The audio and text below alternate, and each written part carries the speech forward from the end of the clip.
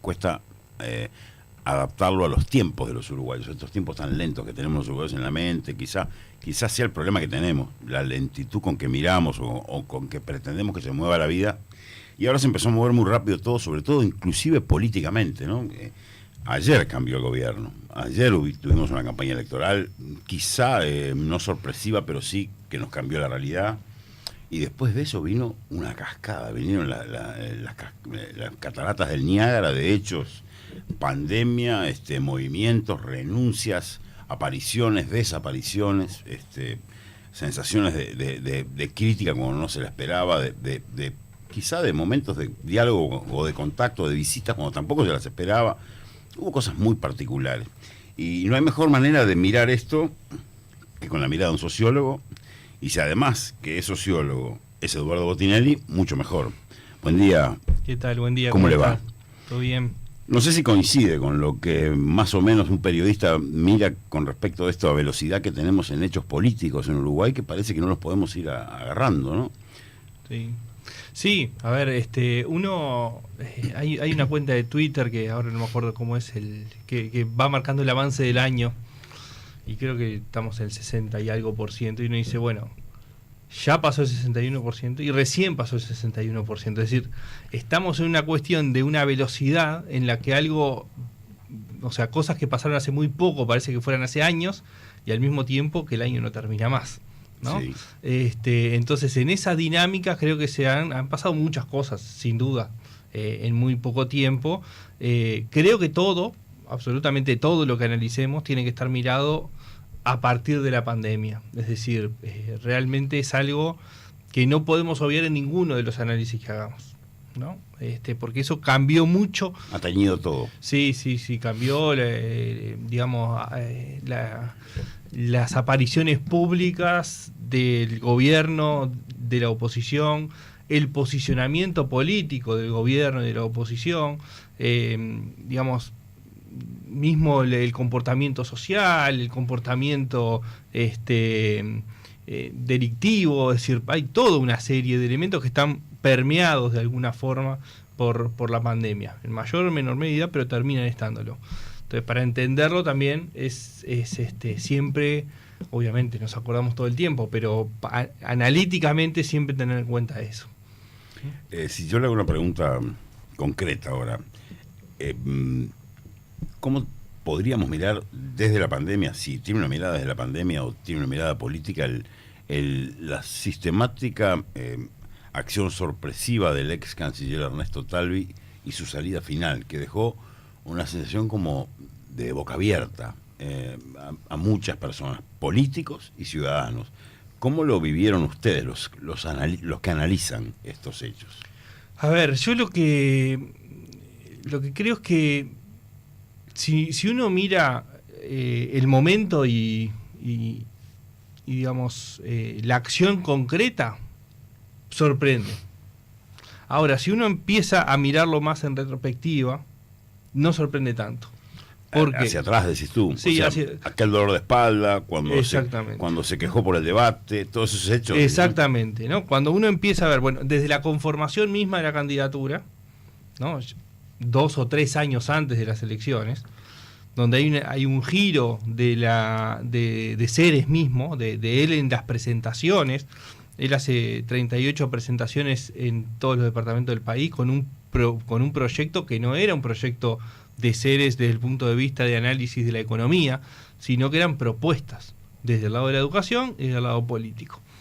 Desde ese momento de la construcción claramente había un horizonte pensado por Talvi de disputar la presidencia de la República y en todo caso ser presidente. Pero después esto que mencionabas, cuando gana la interna, al poco tiempo el dolor de espalda, de contracturas, que lo deja fuera de circulación. 1 semana y media desaparece. Sí, más de 12 meses. Y bueno, en un momento clave. En el momento donde él venía creciendo. Después de eso cae, ¿no? Pero ese era el momento en que incluso algunos colegas marcaban la posibilidad de disputarle con la calle, ¿no? En ese momento tiene eso, ¿no? Después lo del debate, ¿no? Digamos, las formas que utilizó quizás no eran las más adecuadas para quejarse de haber quedado fuera del debate. Cabe la palabra berrinche. Bueno, es digamos, de alguna forma fue, ¿no? De alguna forma lo que fue eso, ¿no? Digamos, establecer de una forma aireada el malestar. Y después, después que aparece, que se conforma el gobierno, después del triunfo, en la transición mismo empiezan a haber algunos chisporroteos con algunas decisiones y algunos vetos que él hizo, sobre todo sin duda el de Julio Luis Sanguinetti es el más importante, ¿no? Pero hay otros donde el criterio no es el mismo para algunos de Ciudadanos que para los de ballistas. Eso genera algunas diferencias, y esas diferencias tienen que ver también con las formas en que se llevan adelante las discusiones. Entonces, se van estableciendo una serie de mojones que cuando uno los va juntando, dice, bueno, a ver, está bien, no es lo que él esperaba, tanto el lugar que ocupó, porque también el tema de la salida de Cancillería tiene que ver con el lugar que él quería ocupar, que era un lugar de pares con el presidente, y cuando él es canciller y la forma de ejercicio del gobierno de la calle es mucho más vertical, por lo tanto él era un subordinado al presidente, ¿no? Y no un par. ¿Tú podrías llegar a sentir o a pensar que él hizo todo esto para ser presidente? Y al no lograr ser presidente... Y probablemente las ambiciones, si no, no se entra.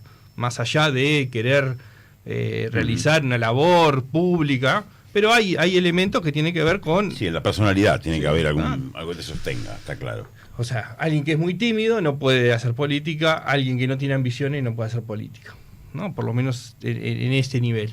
Y claramente él tenía ambiciones de ser presidente. Y quizás él pensó que la llegada a la presidencia podía ser más fácil.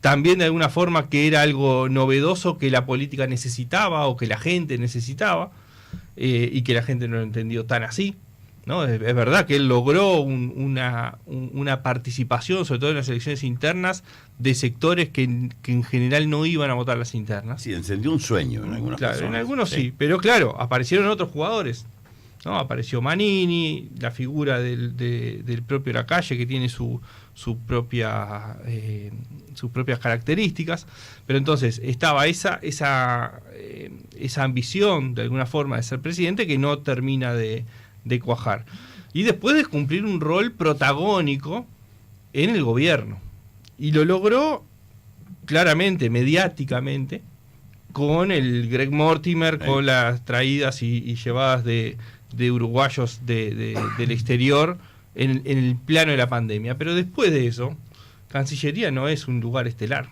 para nada, salvo que se consiguieran algunas metas muy ambiciosas y que la gente realmente lo recibiera como algo súper importante. En general, Cancillería no es un ministerio que logre demasiado destaque. Aunque te digo, Eduardo, que en los últimos 10 días el ministro que más ha hablado en los medios de comunicación ha sido Bustillo, y además viaja, cosa que Talvi no hizo en todo su Cancillería. Ahora está viajando y ya está haciendo negociaciones con países europeos. Como que la imagen de Bustillo ha cambiado un poco también la imagen de esos ministros que no hablan tanto.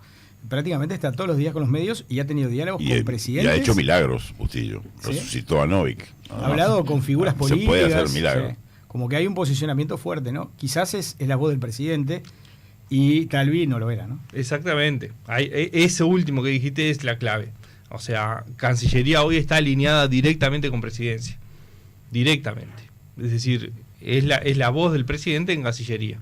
Y creo que esto tiene que ver, o sea, el rol que está cumpliendo Bustillo hoy también es de homogeneizar, alinear de alguna forma al sistema político y al gobierno, a la coalición, en temas de política exterior. Es decir, me parece que está teniendo ahora un rol mediático que tiene que ver con el envío de mensajes, más que la ciudadanía pueda digamos, evaluar más en profundidad esos temas. Antes de terminar con Talvi, que es un capítulo que posiblemente algunas personas dan por terminado, esa es la pregunta. ¿A ti te parece que después de cómo se fue de Cancillería y la manera en que lo hizo, da por terminado el fenómeno Talvi, o Talvi algún día podrá reaparecer? A ver, no podemos descartar que pueda volver, pero creo que la forma en que él argumenta, digamos, lo que transmite esa carta es de un sentimiento de frustración importante y de sentirse de impotencia, de sentirse que no era lo de él, que lo dice así, no es lo mío. Bueno, creo que se dio cuenta que no es lo de él, efectivamente, que hay que tener determinadas capacidades de negociación, mucha paciencia, porque hay que bancarse demasiadas cosas, que hay gente que está dispuesta a hacerla, gente que no, y bueno, entonces creo que las culebras de Mujica, ¿no? Sí, claro, el tragarse culebras, sí, y la política implica un montón de culebras, digamos, tanto propias como ajenas, tanto de socios como de los enemigos. Son peores las propias. Sí, claro. Entonces, para ti es un capítulo terminado, Talvi. Para ti es un hombre que va a estar en la sombra, organizando cosas, y quizás poniéndolas en las manos de un partido colorado que ahora lo conduce Sanguinetti. Bueno, formalmente ya lo conducía Sanguinetti, porque ya era el secretario del CEN, pero digamos, claramente es la figura con más peso. El gran problema que tiene el Partido Colorado ahora es el post-sanguinetismo o el post-Julio María Sanguinetti y la reconstrucción de Ciudadanos, ¿no? Es decir, ¿cómo se reconstruye? Si sucede algo parecido a lo que pasó con Vamos Uruguay, ¿no? Cuando Bordaberry se va, Vamos Uruguay es una granada de fragmentación donde hay algunos que van para ballistas, otros que van a Ciudadanos, otros que quedan sueltos, o si Ciudadanos sigue siendo el proyecto que era, independientemente de la presencia o no de Talvi. Y ahí, ¿no?, deberá surgir alguna figura. Y ahí tiene que surgir una figura que no tiene, ni siquiera tiene que ser una, pueden ser, o sea, hoy de hecho Ciudadanos tiene dos figuras que tienen peso político, que han logrado articular desde el Parlamento, que son Adrián Peña y Ope Pasquet, que son personas reconocidas en el mundo político. Ballistas lo que tiene es la necesidad de creación de esas figuras, ¿no? No solamente para candidaturas, del propio punto de vista del liderazgo. Eduardo. Sí. Dale, estamos todos con una gana de Pensando en las departamentales y el alejamiento de Talvi, ¿hay una incidencia ahí? Pensando también en los votantes defraudados que votaron una coalición que se va desarmando de a poco y que pueden canalizarlo en Laura Raffo. Bueno, ahí tenemos que pensar un poco las departamentales en distintas lógicas, es decir, hay una que es la de Montevideo y después, bueno, Canelones es otra, y después en realidad cada departamento tiene sus particularidades. Algunos tienen comportamientos claros, históricos. Desde el punto de vista de Montevideo, yo creo que más que lo de Talvi, que puede ser un elemento que influya, creo que hay cuestiones más de diseño de la estrategia electoral de la coalición que pueden influir más que lo que puede influir la salida de Talvi. Incluso lo de Talvi a mí, o sea, todavía no lo tenemos estudiado, va a haber que estudiarlo en los próximos meses. Creo que hay sentimientos encontrados en la ciudadanía sobre cómo reaccionar o qué produce la salida de Talvi. Desde un punto de vista hay una hay dos relatos. Sí, claro. ¿no? Se fue porque no aguantó la política, o se fue por un problema personal, insuficiencia personal hacia la política. Sí. En definitiva, en síntesis son esos dos relatos. Claro, pero eso provoca, por un lado, una desilusión con la persona, es decir, no aguantó lo que él mismo me vendió, de alguna forma, él no aguantó venir a cambiar la política, no pudo. Y el otro decir, el que está más apegado a ese relato también decir, bueno, en realidad, pobre Talvi, la política se lo comió, ¿no? Digamos, básicamente esos dos. Entonces, del lado de las departamentales creo que no necesariamente tenga un peso importante este tema de Talvi, probablemente algo sí, pero no que sea determinante. Yo me quiero ir, no sé, usted estaba en la cola de si no respetamos el orden. La desfragmentación del Partido Colorado que se puede generar puede beneficiar a otros partidos que quizás no le fue tan bien en la elección, por ejemplo, el Partido Independiente, por ejemplo, algunos sectores del Frente Amplio. Pero ¿cómo ves el fenómeno de cabildo abierto en general como Partido Colorado, que ha ido ocupando un sector sorpresivamente para muchos y que una crisis de un partido también puede generar un crecimiento? Sí. De hecho, cuando el año pasado analizábamos los resultados de las internas, uno de los elementos que de alguna forma explicaban, no totalmente, pero era uno de los elementos importantes, explicaban el triunfo de Talvi en la interna, fue la aparición de Cabildo Abierto.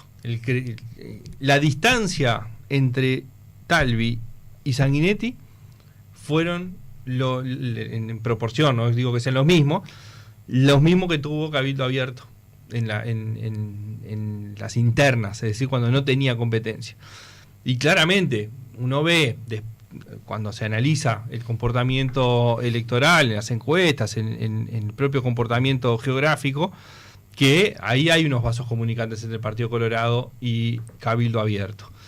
Y también había vasos comunicantes, también minoritarios, pero en forma importante, con sectores del Frente Amplio, es decir, gente desilusionada, sobre todo con la política económica del Frente Amplio, es decir, del sector más del lado de Asamblea Uruguay, del Frente Liber Sereñi, y el otro que efectivamente terminó siendo aprisionado de alguna forma por Talvi fue el Partido Independiente. Es decir, la mala votación que tiene el Partido Independiente, entre otras cosas, se explica por el fenómeno Talvi, ¿no?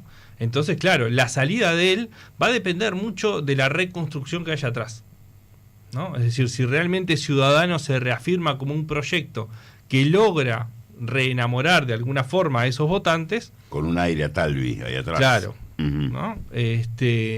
Si logra transmitir eso, que no es nada fácil, porque claramente Ciudadanos se forma atrás de una figura, de una sola figura, no es nada fácil. Si lograra hacerlo, podría retener. Si no, efectivamente, uno puede pensar que va a haber beneficios para otros. Y de hecho el Partido Colorado, lo que decía, tiene problemas tanto por el lado de Ciudadanos como del lado ballista para la reconstrucción, digamos, está muy sólido, digamos, ballistas, ¿no? Pero claramente necesita una renovación, porque hacia el 2024 claramente necesita la generación de, por lo menos, de alguna candidatura fuerte que se sostenga por sí misma. Ese fenómeno que tú citas en Ciudadanos, que se construye a la sombra de una persona, ¿es comparable en Cabildo Abierto, donde está la figura de Manini con 2 o 3 personas más, pero es el fenómeno comparable? No, sin dudas. Y creo que incluso Cabildo Abierto más todavía, porque mientras Talvi, digamos, detrás de su figura o a partir de su figura se crea Ciudadanos, hay nombres que vienen de determinadas trayectorias, que ya han participado en varias elecciones, que tienen un nombre de alguna forma en la política. En Cabildo Abierto es más difícil, la mayoría son nuevos, la mayoría llegan por el fenómeno Cabildo Abierto muy asociado a Manini. Entonces, ahí es más difícil pensar un Cabildo Abierto hoy, no digo que ni para las elecciones ni para las otras, ¿no? Pero hoy es muy difícil pensar Cabildo Abierto electoralmente sin Manini. Hay una dependencia, y de hecho se ve en las departamentales. Cabildo Abierto no va a repetir, primero, candidaturas en varios departamentos no tiene, en otros las tiene aliados con otro partido, y donde no tiene posibilidades y probablemente vote bastante por debajo que lo que vota en las elecciones nacionales, ¿no? Y eso tiene mucho que ver con la influencia del candidato presidencial en el arrastre de votos.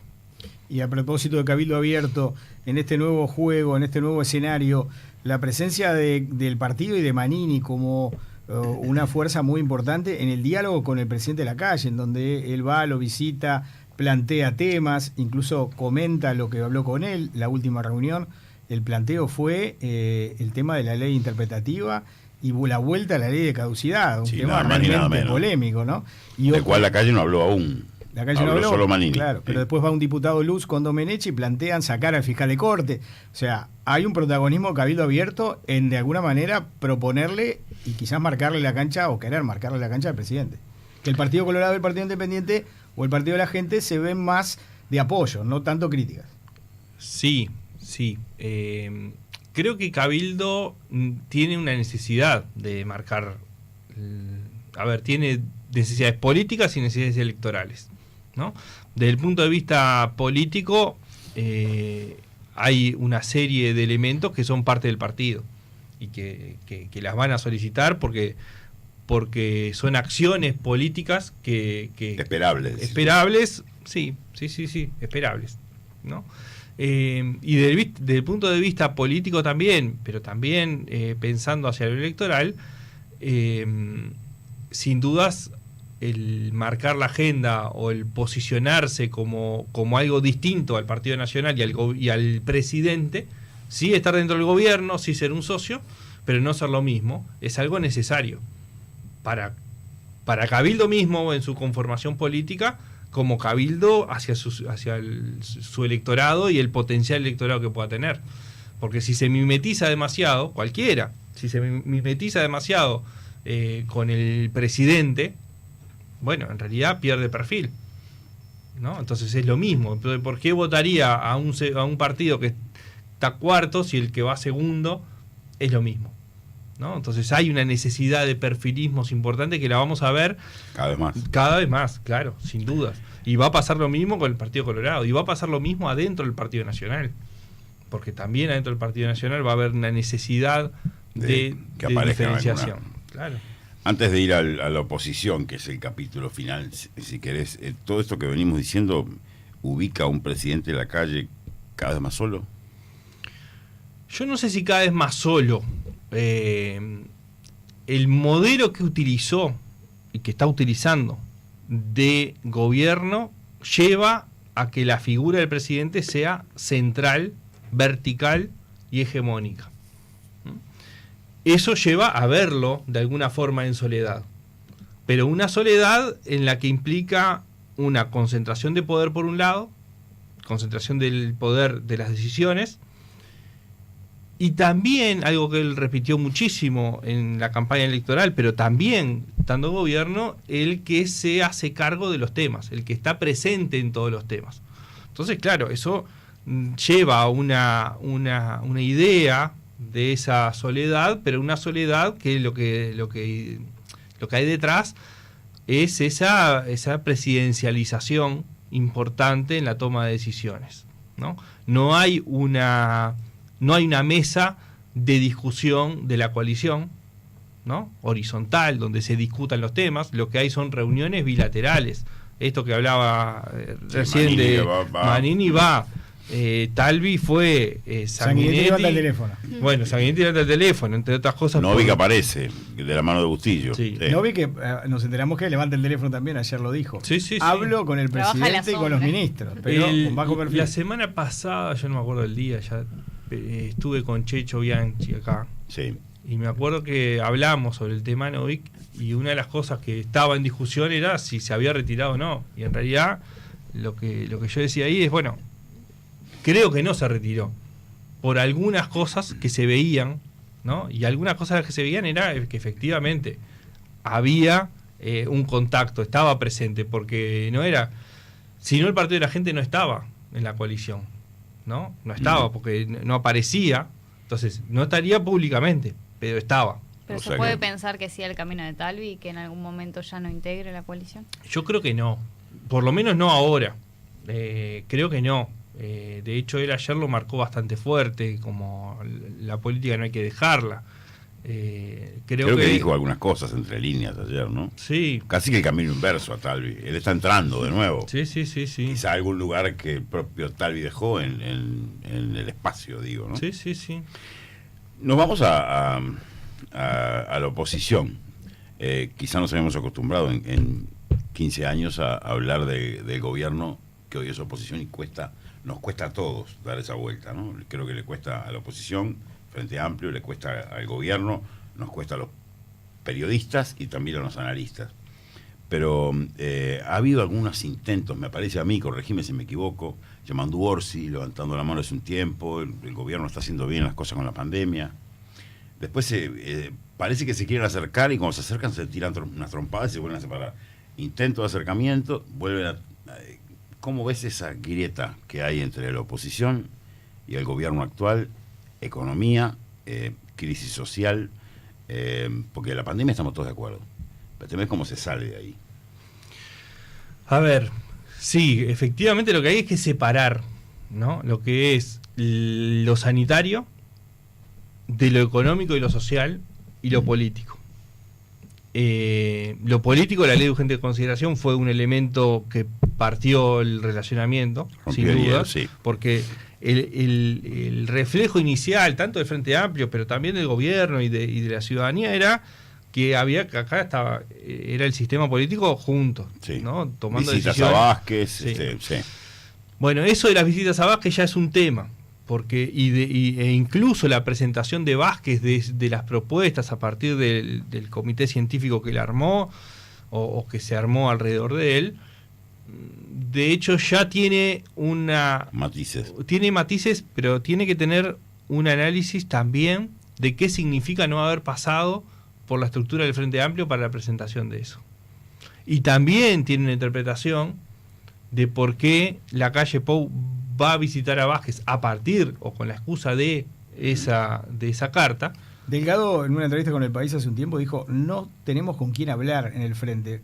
Como que hay muchas voces, pero no hay un vocero específico con quién hablamos, porque en el Partido Colorado hablas con Sanguinetti, en Cabildo Abierto con Manini, pero en el Frente. Y en el Frente, oficialmente y formalmente, el presidente del Frente Amplio es Miranda. Y en todo caso, el secretario político ahora es Michelini. Es decir, desde el punto de vista de estructura, no hay duda con quién hablar. Nombres que no suenan en el intento de diálogo. Aparece más Orsi, aparece más Vázquez. Bueno, lo que pasa que, Mujica, claro, ¿no? Mujica desde la chacra, al estilo de él. Lo que pasa que una cosa es lo formal, ¿no? Y otra cosa es lo político. Sin dudas, el peso político que tienen Vázquez, Mujica o el propio Astori es mucho mayor que el que tiene Miranda o el que tiene Michelini. Obvio. ¿No? Entonces, claro, ahí lo que hay que entender o plantear de alguna forma del propio Frente Amplio es, bueno, quiénes van a ser los interlocutores. Y eso no lo tiene claro el Frente Amplio. Entre otras cosas, porque el Frente Amplio tiene varias cosas en carpeta para discutir después del 27 de septiembre. ¿No? Claro. El primero es qué pasó en el proceso electoral, qué pasó en los últimos 15 años, cómo repercutió en el proceso electoral, cómo después de 15 años de gobierno el Frente Amplio pierde. Entonces hay todo un proceso de revisión y autocrítica que está pendiente, que Orsi el otro día, la semana pasada, etapa de búsqueda, tiró algunas líneas. Sí. Sí, creo que ahí el título es un poco, no digo engañoso, no digo que engañoso porque queda mal decir engañoso porque no lo es. Creo que digamos es título. Claro, es un si título. Si ustedes tuvieran que titular, es dramático. Es un título de venta. Sí. Creo que él sí pone carga en el gobierno, pero pone carga en el Frente Amplio y pone carga en la campaña también. Y él dice que se hace cargo de las equivocaciones de la campaña porque él estuvo también. Él estuvo, sí. La segunda parte. Él asume una parte de eso. Claro, pero todo eso no está en el título. No, claro, el título de él le cargó todo a Vázquez, claro, en realidad claro. Es que era título periodista. Claro. ¿La figura de Daniel Martínez se desintegró? Bueno, depende de qué pase el 27 de septiembre.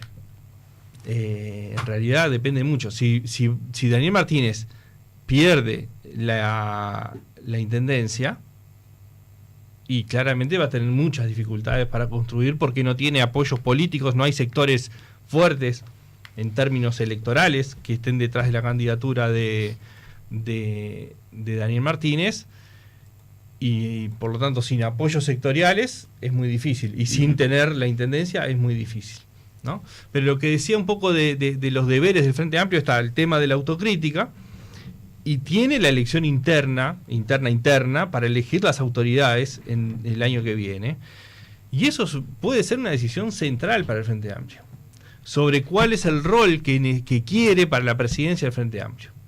Si es alguien que sea una especie de gerente y solamente articule entre los sectores para tratar de sacar una síntesis, o alguien que maneje políticamente, ¿no? Eso. Y eso no es nada menor.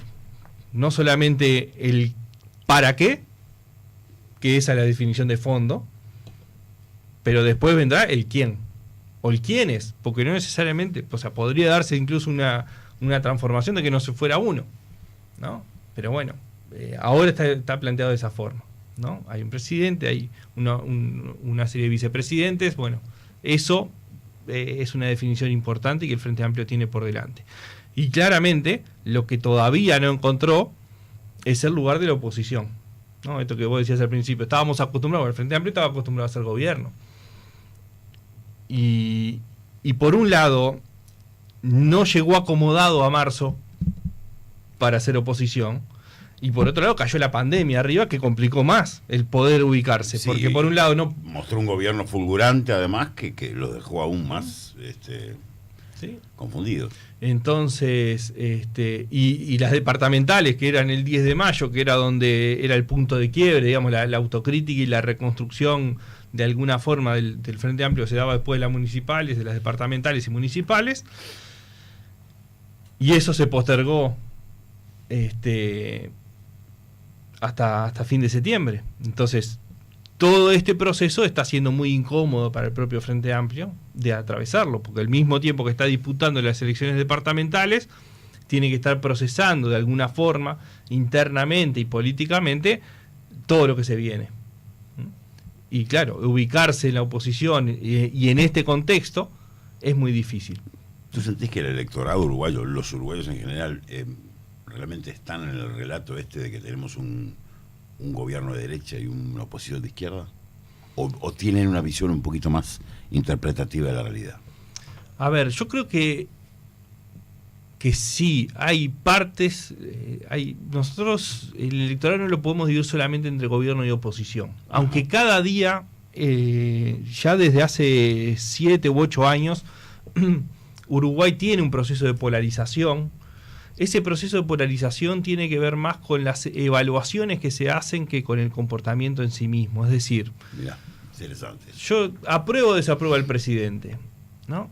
Apruebo o desapruebo, o me gusta o no, o califico positivo o negativamente la actuación de los ministros. Bueno, en los últimos tiempos, en los últimos 7, 8 años, se ha visto cada vez más polarizado de alguna forma la evaluación contraria, es decir, los oficialistas evalúan positivamente al gobierno, los opositores evalúan negativamente al gobierno. O sea, califico bien al mío, sí, y mal al de contrario. Exactamente. Más ahora con el tema pandemia eso se ha diluido un poco cuando hablamos de la figura del presidente, pero cuando se desgrana el gobierno no es lo mismo la evaluación que se hace de lo sanitario, de lo económico que de lo social, ¿no? Hay matices. Yo creo que lo que no podemos hablar en Uruguay es de que exista una grieta, ¿no? No estamos en ese fenómeno en donde no hay posibilidades de cruzar de un lado para el otro, ni del electorado ni del sistema político, ¿no? El sistema político en Uruguay, más allá de las cuestiones que a veces son bastante duras, sigue teniendo una forma de actuar que los puentes siguen estando. Estarán más o menos fluido el tránsito, digamos, pero están, ¿no? De hecho, cuando comienza la pandemia en Uruguay, hay una reunión del Frente Amplio con el gobierno. Uh-huh. Y eso va a ser constante, la negociación de la ley de urgente consideración, más allá de lo duro que pudo haber sido y que hay cosas que realmente enfrentan al gobierno y a la oposición. Es, digamos, bueno, está de Mieres, ¿no? También el sector tripartito hablando, priorizando el empleo con el PIT-CNT adentro y todo el mundo a la expectativa. Sí. Está la reforma de la seguridad social que se viene después de los primeros temporales eso que es súper trascendente, digamos, para el futuro, que bueno, que queda en segundo plano ahora, ¿no? Pero viene ¿sí? Terminado el temporada de huracanes, viene eso. Una última pregunta, porque el tiempo, como Tinelli tiene el problema, el reloj no cuenta. Salinas, ¿es cabildo abierto o es una persona que ya trascendió, es un ministro de cabildo abierto con el éxito? Porque todo el mundo después de alguna primera patinada, sí, todo el mundo lo considera una persona que ha sido la cara de la pandemia. No, es que ha logrado un posicionamiento son de estos efectos secundarios de la pandemia que no eran esperables. Es decir, que el ministro de Salud, salvo una reforma en la salud o alguna crisis importante en el sistema de salud, no tiende a tener demasiado protagonismo. Y Salinas lo tuvo, y lo que tú decís, no empezó del todo bien. Sobre todo comunicacionalmente, no en temas técnicos. La entrada dijo, vayan, caminen, se armó un lío bárbaro. Creo que ha logrado un posicionamiento muy importante, que tiene una evaluación positiva. A todo nivel. Sí, pero es cabildo abierto. Y creo que en eso le pesa un poco también en la evaluación. Es decir, creo que si no fuera cabildo abierto probablemente pudiera tener alguna evaluación. Mayor. Sí, sobre todo de la oposición, ¿no? Es decir, la oposición tiende a rechazar fuertemente a cabildo abierto, ¿no? Eso es algo, digamos, constante. Pero no, Salinas hoy es parte de cabildo abierto, sin dudas. Y creo que puede ser un capital político importante. Lo que hablamos antes, más allá de la centralidad de Manini, cabildo abierto no tenía cuadros con experiencia. Una persona que ¿no? surgiera así. Y hoy aparecen algunos nombres donde empiezan a mostrarse con experiencia, con participación pública importante. Se nos fue. Sí, se nos fue la hora. Se nos fue. Se tomó, y le hubiéramos traído más agua, tomábamos más agua. Le sacamos el jugo, Botinelli. Muchas gracias. Por favor. Tuvimos la mirada de un sociólogo, politólogo, que es importante para entender un lunes, cuando, como decía yo más temprano, hoy hay más luz ya en la mañana, para entender la realidad de este país chiquito y complejo. Gracias. Muchas gracias a ustedes.